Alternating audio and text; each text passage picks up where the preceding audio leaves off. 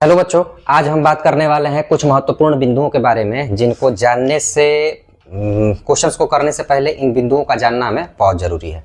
तो देखते हैं ये क्या महत्वपूर्ण बिंदु। देखते हैं पहले, अगर मैं एक परिमेय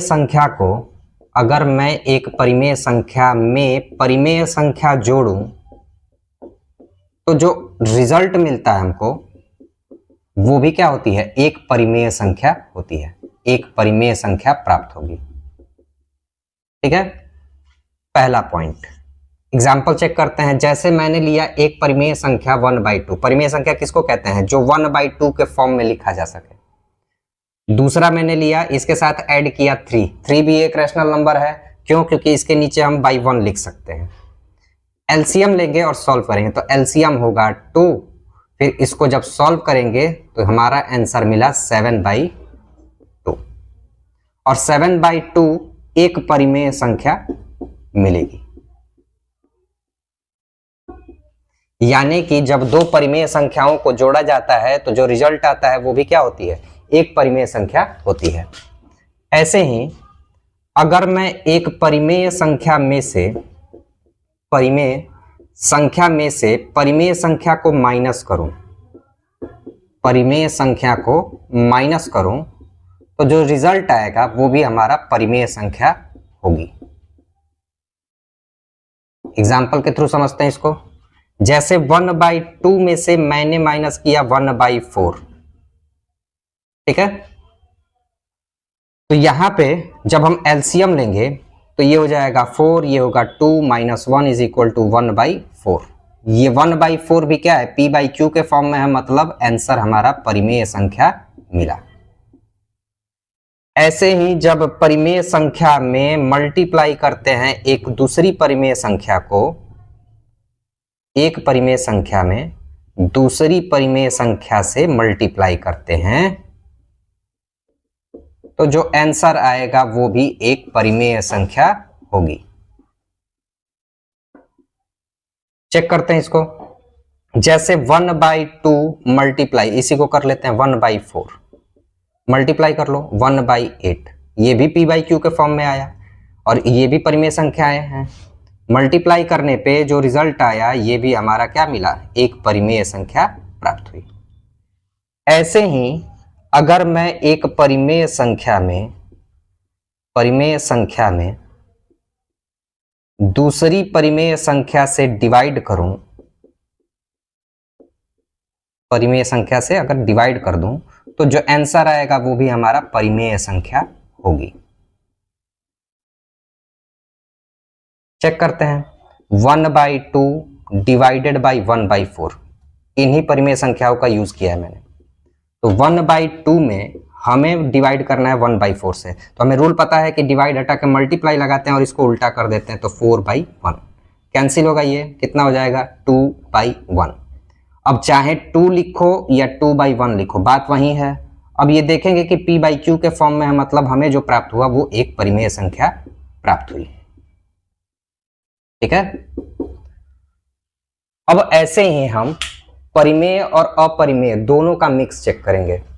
अब हम बात करेंगे अपरिमेय संख्याओं के संक्रियाओं की। तो देखते हैं, अगर एक अपरिमेय संख्या में दूसरी अपरिमेय संख्या जोड़ दी जाए, दूसरी अपरिमेय संख्या जोड़ी जाए तो जो रिजल्ट आएगा वो भी अपरिमेय होगा। ठीक है, लेकिन हमेशा नहीं होगा। इसमें दो कंडीशन बनेंगे। कभी कभी इसका रिजल्ट क्या मिलेगा, परिमेय भी मिलेगा। अब देखते हैं दोनों कंडीशन को, कब अपरिमेय मिलेगा कब परिमेय मिलेगा। चेक करते हैं। तो एक अपरिमेय संख्या √2 लिया और एक दूसरी लिया √3, दोनों को ऐड करेंगे तो ऐसी संख्याओं को हम जोड़ नहीं सकते, तो जैसे है वैसे ही छोड़ देंगे। इस तरह से जो संख्याएं प्राप्त होती हैं उसको हम लोग अपरिमेय संख्या बोलते हैं। ठीक है, तो पहला कंडीशन तो ये हो गया, यहाँ पे लिख दे रहा हूं मैं। एक कंडीशन ये बना और दूसरा कंडीशन चेक करते हैं।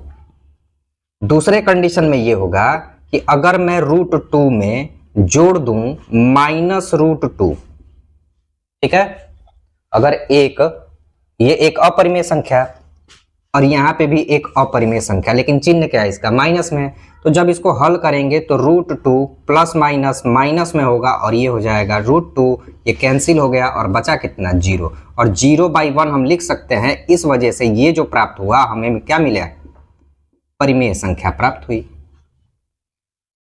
ठीक है, तो अपरिमेय और अपरिमेय जोड़ने पे दो कंडीशन बनते हैं, या तो अपरिमेय मिलेगा या फिर परिमेय। अब सवाल कैसे पूछा जाएगा, पूछा जाएगा कि अगर दो परिमेय संख्याओं को जोड़ दिया जाए तो हमेशा अपरिमेय संख्या प्राप्त होगी।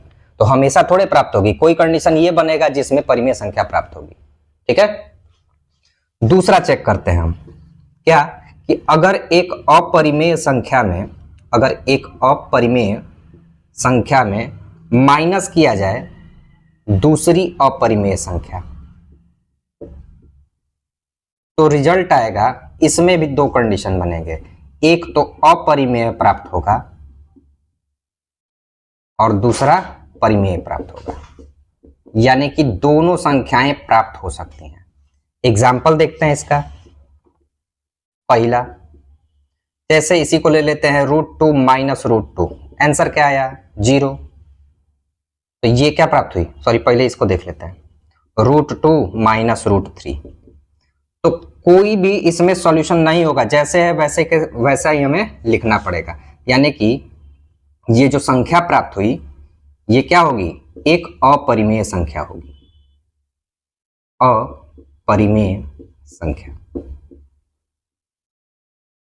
दूसरा कंडीशन चेक करते हैं, अगर √2 में से √2 को ही माइनस कर दे तो क्या प्राप्त हुआ, 0, और 0/1 लिख सकते हैं, इस वजह से ये क्या प्राप्त हुआ हमें, एक परिमेय संख्या प्राप्त होगी, एक परिमेय संख्या प्राप्त होगी।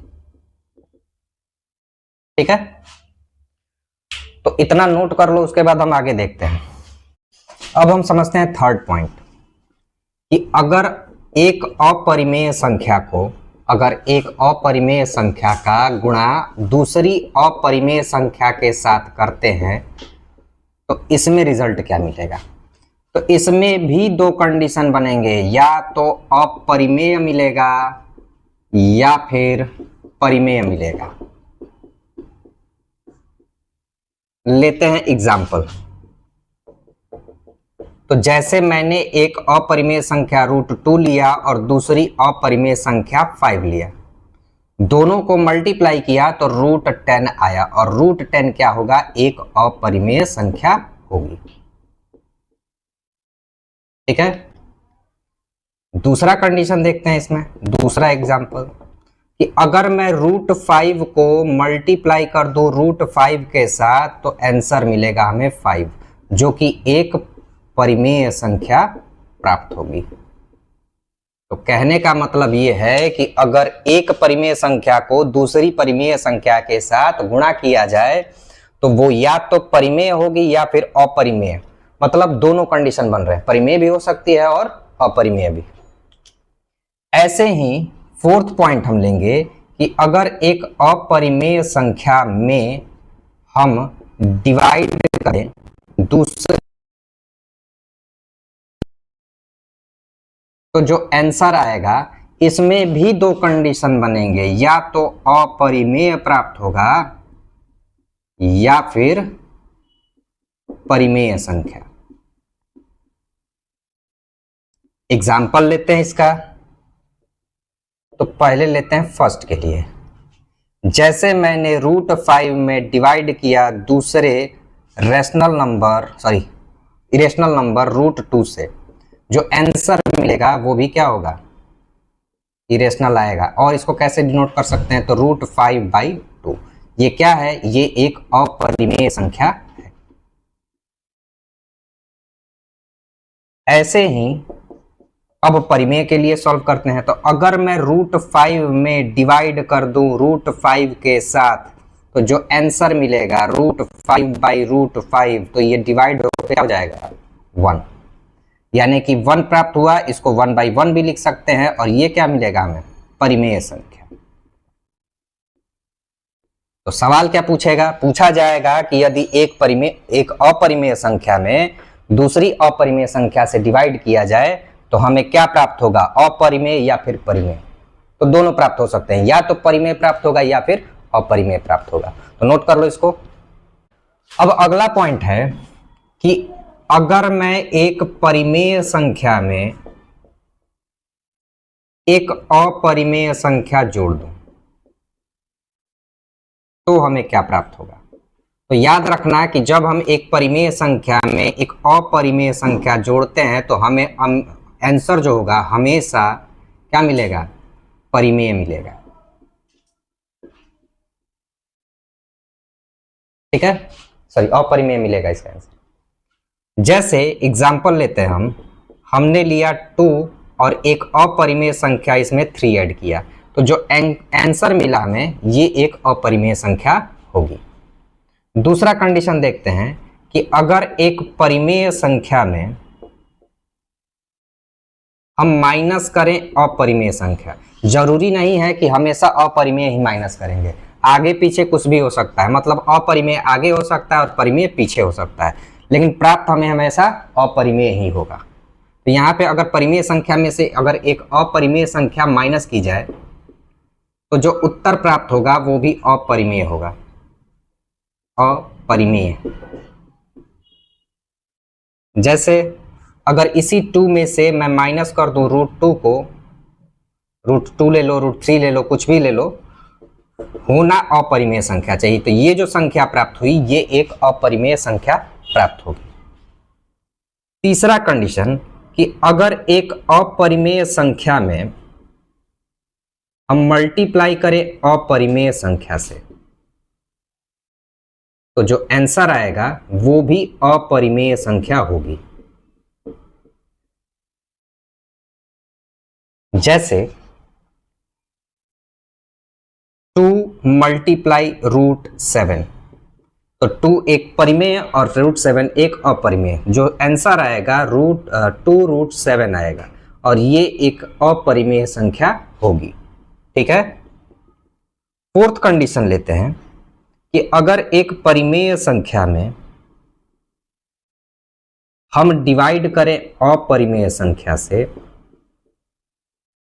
तो जो उत्तर प्राप्त होगा वो भी अपरिमेय होगा।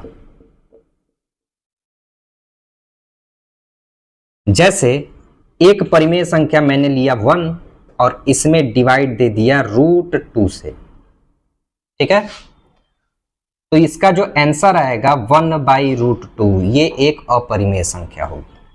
अब कुछ बच्चों को कंफ्यूजन ये होगा कि सर यहाँ पे तो आपने केवल 2 लिखा है और परिमेय क्या होता है जिसको p/q के फॉर्म में लिखा जा सके, तो बाई 1 लगा दो, या फिर दूसरा एग्जाम्पल देख लेते हैं 3/2 + √3, ये भी एक अपरिमेय होगा।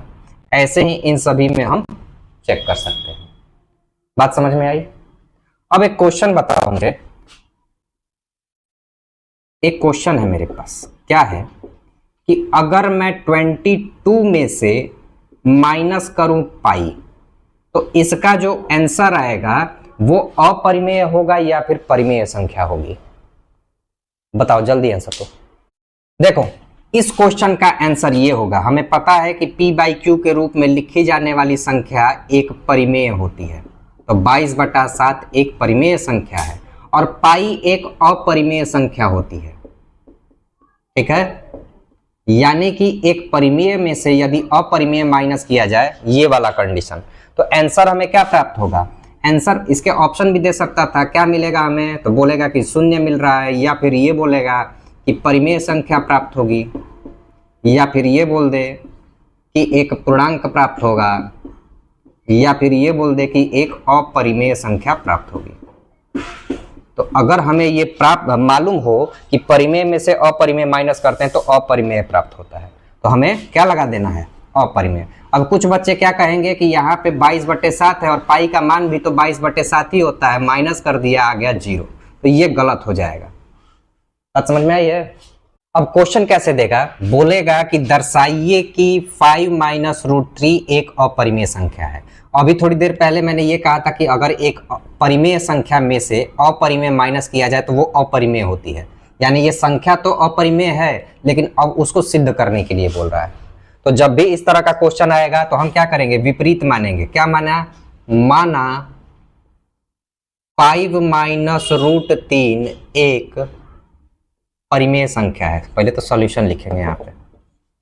एक परिमेय संख्या है।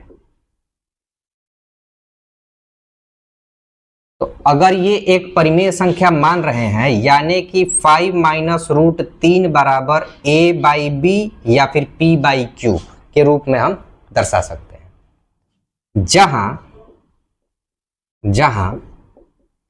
b का मान कभी भी 0 के बराबर नहीं होगा तथा a और b सह अभाज्य संख्याएं होंगी। सह अभाज्य संख्याएं हैं। ठीक है, अब क्या करेंगे, थोड़ा यहां सजावट करना पड़ेगा। क्या सजावट करेंगे हम? तो इस 3 को मैं इधर भेज रहा हूं और इस a/b को इधर भेज रहा हूं। कहने का मतलब कि परिमेय संख्याओं को एक तरफ करेंगे और अपरिमेय संख्याओं को दूसरी तरफ। ठीक है, जैसे हमें पता है कि ये 5 एक परिमेय संख्या है, क्योंकि 5/1 लिख सकते हैं। इधर मैंने a/b को ट्रांसफर कर दिया, यानी कि परिमेय को परिमेय के साथ रखा। इसको दूसरी तरफ ट्रांसफर कर देंगे, मिला। ठीक है, थोड़ा सा इसको व्यवस्थित करेंगे तो लिखेंगे √3 = 5 - a/b। और इस 5 को अगर मैं 5/1 लिख दूं तो कहेंगे कि ये भी एक परिमेय संख्या है और ये भी एक परिमेय संख्या है। चूंकि हमने ये माना था,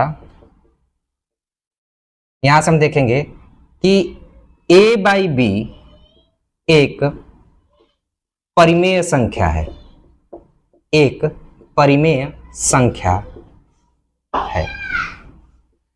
इसलिए 5 - a/b एक परिमेय संख्या होगी, परिमेय संख्या है। अब कहोगे कि a/b ठीक है, परिमेय संख्या लिखा, गुरुजी दूसरा वाला काहे ले लिए हम, परिमेय संख्या? तो देखो, अभी थोड़ी देर पहले मैंने ये कॉन्सेप्ट क्लियर कराया था कि दो परिमेय संख्याओं का जो अंतर होता है वो भी रिजल्ट में क्या देता है, परिमेय संख्या देती है। तो लिख देंगे यहाँ पे कि दो परिमेय संख्याओं का अंतर, दो परिमेय संख्याओं का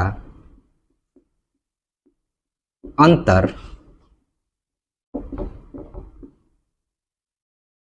तर्क का फल परिमेय संख्या ही होती है।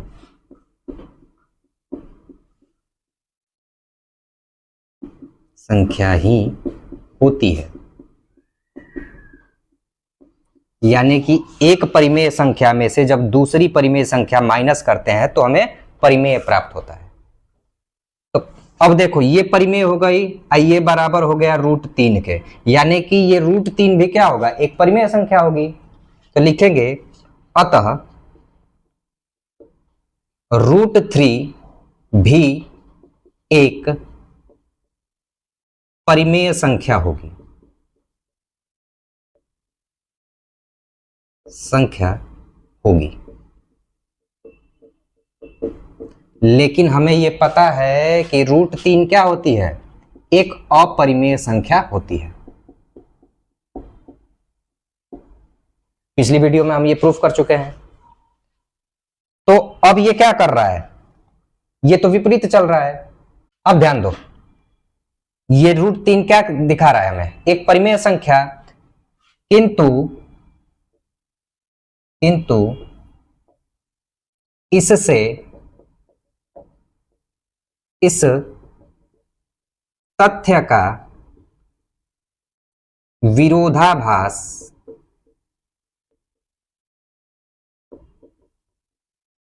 प्रकट होता है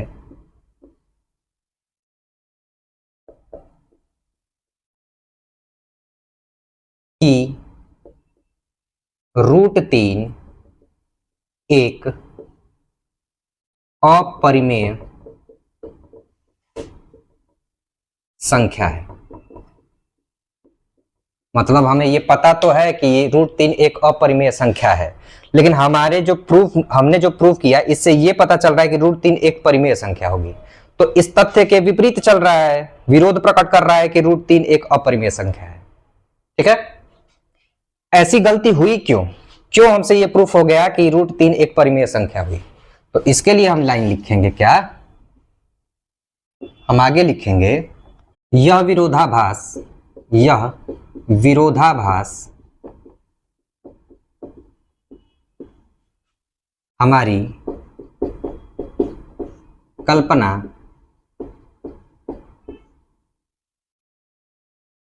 कि 5 - √3 एक परिमेय संख्या है से उत्पन्न हो रही है। अतः 5 √3 एक अपरिमेय संख्या